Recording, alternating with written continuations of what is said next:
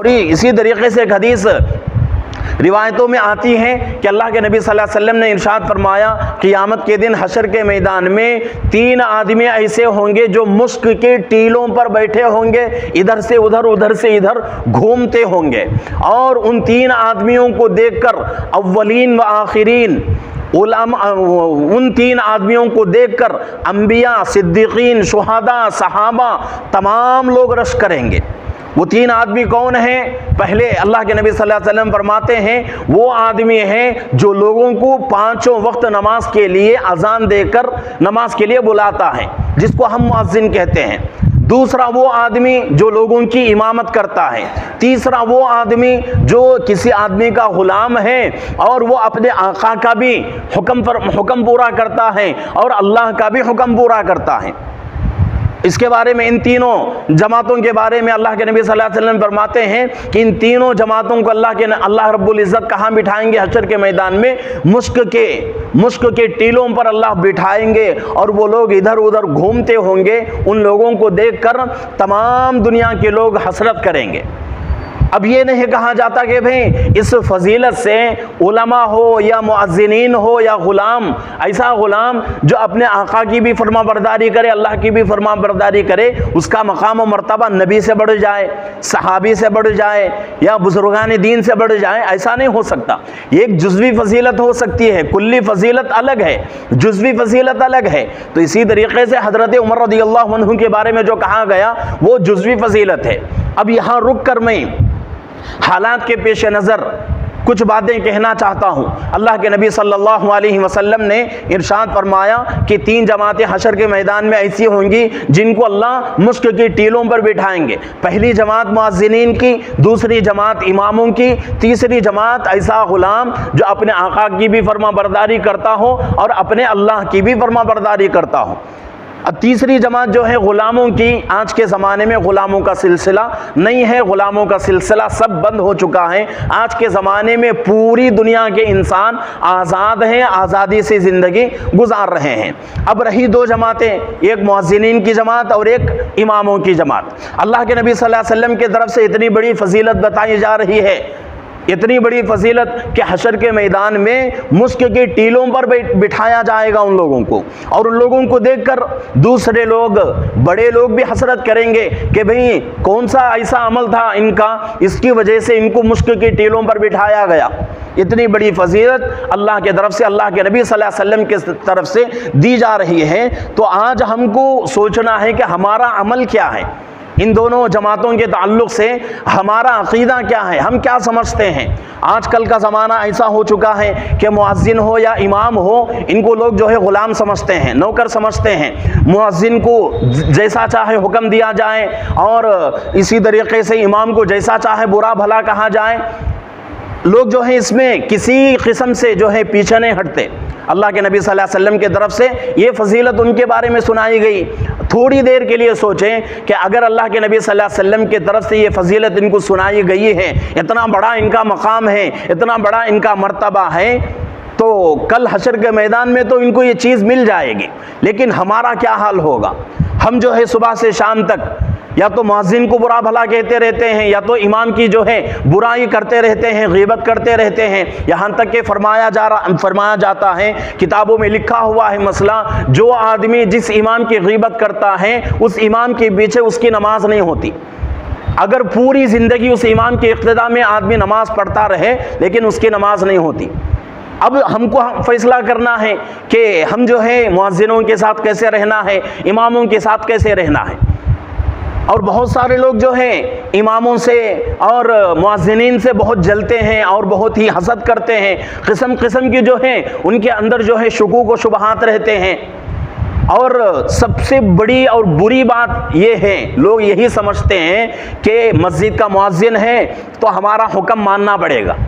मस्जिद का अगर मुअज्जिन है तो हम जैसा कहेंगे वैसा सुनना पड़ेगा, चाहे वो मुसल्ली हो, चाहे वो मस्जिद का कमेटी का जिम्मेदार हो, चाहे और कोई भी हो।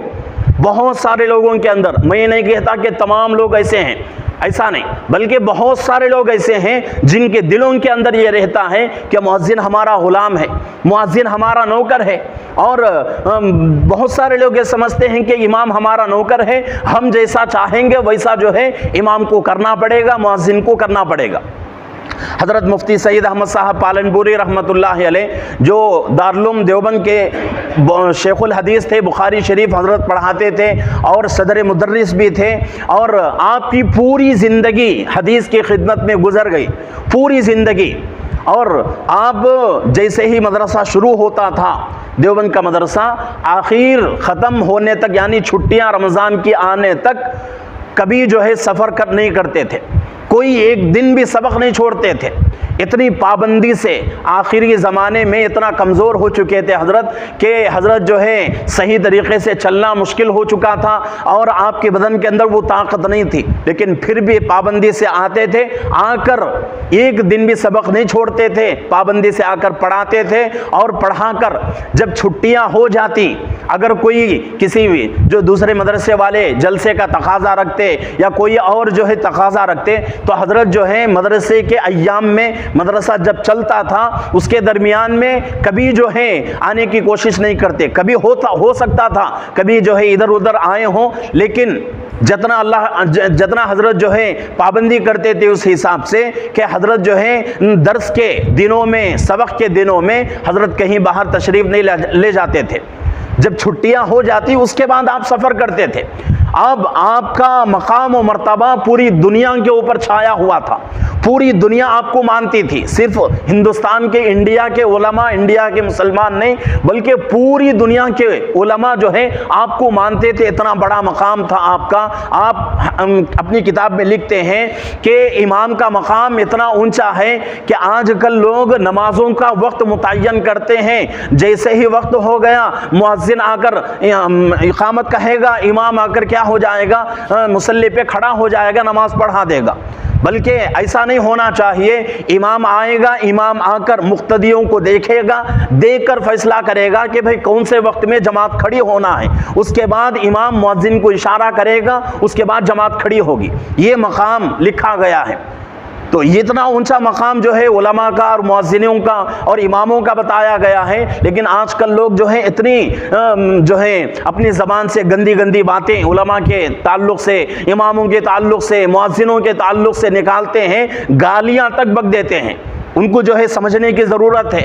और यहाँ तक उलमा फरमाते हैं कि अगर कोई आदमी उलमा से बुग़्ज़ रखता है, उलमा से दुश्मनी रखता है, तो मरते वक्त उस आदमी को कलिमा नसीब नहीं होगा। कितनी भी वो आदमी की ज़िंदगी जो है अल्लाह की फरमाबरदारी में गुजरी हो, कितना भी बड़ा नमाजी क्यों ना हो, कितना भी बड़ा जो है हाजी क्यों ना हो, कितना भी बड़ा जो है आबिद क्यों ना हो, पूरी ज़िंदगी रोज़ा रखता हो, पूरी ज़िंदगी रातों में नहीं सोता हो, पूरी रात इबादत करता ही रहता हो, कितनी भी बड़ी उसकी इबादत हो जाए, लेकिन एक आलिम की एक रात की फजीलत के बराबर उसकी इबादतें पहुँच नहीं सकती। आलिम की एक रात का सोना, यहाँ तक उलमा फरमाते हैं कि एक आलिम इशा की नमाज पढ़ाकर सो जाता है तो उसकी रात का सोना दूसरे लोगों की पूरी ज़िंदगी की इबादतों के मुकाबिल में नहीं। तो इतना जो है ऊंची, इतनी फजीलत है। लेकिन आजकल हमारा माहौल ऐसा बना हुआ है, जब चाहो उलमा के बारे में, जब चाहो इमामों के बारे में, जब चाहो मुअज्जिनीन के बारे में, हमारे घर में हमारे बच्चे हमारी बात नहीं सुनते। हमारे बच्चे हमारे घरों में खुद हमारी बात नहीं सुनते, हमारे घरों में हमारी बात नहीं चलती, हमारी मस्तूरात हमारी बात नहीं सुनते। लेकिन मस्जिद में आकर हम हुकूमत करेंगे मुअज्जिन के ऊपर, इमाम के ऊपर, उलमा के ऊपर हम क्या करेंगे, हुकूमत करेंगे। सोचने की ज़रूरत है कि भाई हमारी हैसियत क्या है, हमारी हैसियत क्या है उलमा के बारे में, मुअज्जिनों के बारे में, उनके साथ जो है हुकूमत, उनसे जो है हुकूमत करना, उनको जो है अपने हुक्म का ताबे बनाना, ये अच्छी बात नहीं है। इन तमाम चीज़ों को अपने दिलों से निकालने की ज़रूरत है कि अगर हम उलमा से बुग़्ज़ रखेंगे, दुश्मनी रखेंगे, इमामों से दुश्मनी, मुअज्जिनों से दुश्मनी रखेंगे, तो हमारी नमाज़ें अल्लाह के यहाँ कबूल नहीं हो सकती। ये मसला साफ लिखा हुआ है। और पड़ोस मुल्क के पाकिस्तान के बहुत बड़े आलिम दीन हज़रत मौलाना इलियास गुम्मन साहब दामत बरकातुहुम, इतने बड़े आलिम दीन, आज पूरी दुनिया के अंदर इनकी जो है खिदमत चल रही है, इतना हज़रत जो है खिदमत कर रहे हैं कि आज के ज़माने में कोई जो है तसव्वुर भी नहीं कर सकता, इतना जो है काम हो रहा है। अल्लाह रब्बुल इज़्ज़त हज़रत से इतना काम ले रहे हैं। हज़रत फरमाते हैं अगर कोई आदमी किसी मस्जिद का मुसल्ली बन जाए और उस इमाम से उसको ना इत्तेफाकी हो जाए, उस इमाम से उसके दिल के अंदर मोहब्बत नहीं है और उस इमाम की वो कदर नहीं करता, तो हज़रत फरमाते हैं उस आदमी के लिए ज़रूरी है कि वो आदमी उस मस्जिद को छोड़ के किसी दूसरी मस्जिद में जाकर नमाज़ पढ़े। अगर उसी इमाम के पीछे नमाज पढ़ेगा, पूरी ज़िंदगी नमाज पढ़ता रहे, लेकिन फिर भी अल्लाह एक नमाज भी कबूल नहीं करेंगे। तो